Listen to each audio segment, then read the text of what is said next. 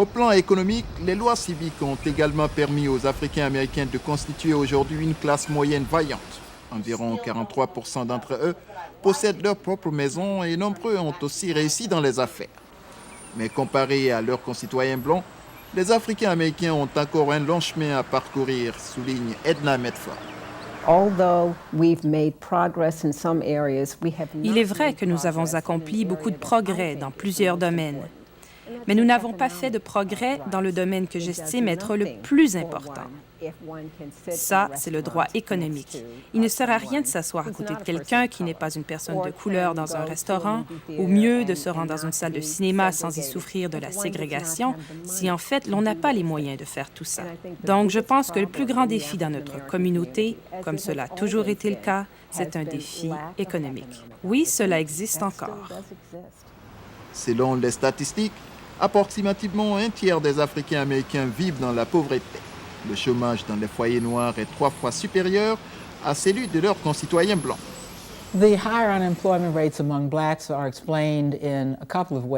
On peut expliquer le chômage des Noirs de manière. Il leur est difficile d'obtenir l'emploi parce qu'ils sont discriminés.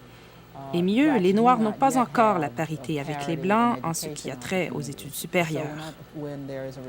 Donc, quand il y a récession ou crise économique, c'est toujours ceux-là qui ont moins de qualifications qui perdent leur travail.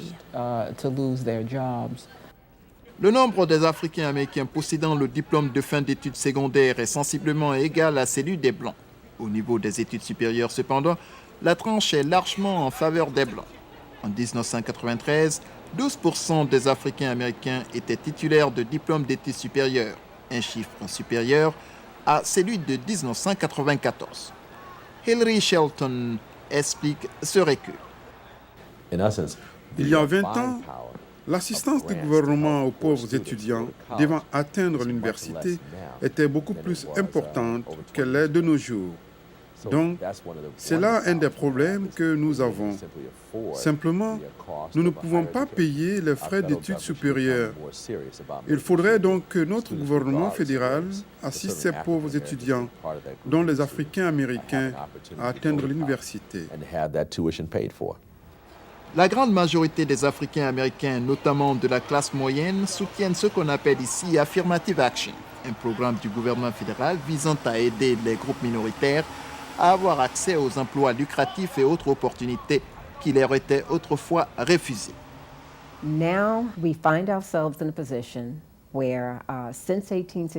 Depuis 1865, les personnes de couleur ont été libérées. Mais aujourd'hui, nous nous trouvons encore dans une situation où nous n'avons pas atteint un progrès économique escompté. Pour se rattraper, nous avons besoin d'un programme qui permettrait de combler ce vide.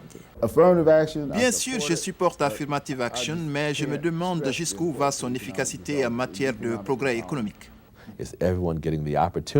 Est-ce chacun de nous profite du rêve américain? Je pense que la réponse est non. Les Africains américains ainsi que les autres groupes minoritaires sont encore très en arrière. Donc, je pense que Affirmative Action est nécessaire parce que la discrimination existe encore dans notre société. Si vous vous rendez dans le sud au Texas, vous confrontez beaucoup de discrimination par la police dans la circulation, même dans les quartiers où vous vivez, simplement parce que vous êtes noir.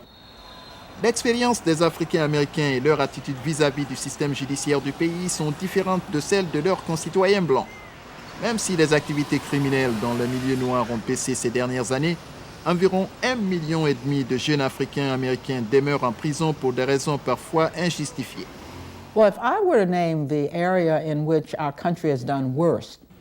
La justice criminelle est l'endroit où notre pays n'a pas fait de progrès. Les hommes noirs américains représentent 6 % de la population, mais 50 % de ceux-là vivent en prison pour des raisons qui sont, à mon avis, irrationnelles. Après 3 délits, vous ne pouvez plus vous en sortir. Certaines peines sont plus dirigées vers la lutte contre le crime que pour améliorer la moralité des individus. Les Africains américains plus que les autres, sont victimes de crimes. L'effet de certaines lois est d'envoyer en fait toute une génération de jeunes noirs en prison plutôt que de les diriger vers des opportunités en leur donnant une éducation, une formation, un emploi. L'effet de ces lois sur la famille noire est dévastateur. Le combat que mènent les Africains américains est un combat pour la liberté politique et économique et de la guerre civile du 19e siècle qui a mis fin à leur asservissement aux événements tumultueux des années 60 marqués par le passage au Congrès d'importantes législations en matière de droits civiques. Beaucoup de progrès ont été accomplis. Cela est remarquable sur le plan politique. Mais comme le fait remarquer l'historienne Edna Medford, les Africains américains auront toujours les mains liées tant qu'ils n'auront pas comblé le fossé économique qui les sépare de la population blanche des États-Unis.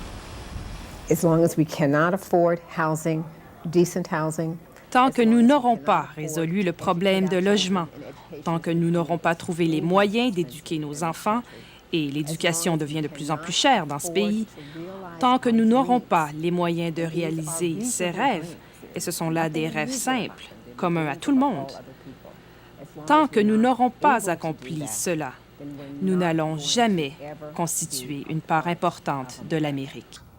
C'était Atseni Ben Bangura à Washington.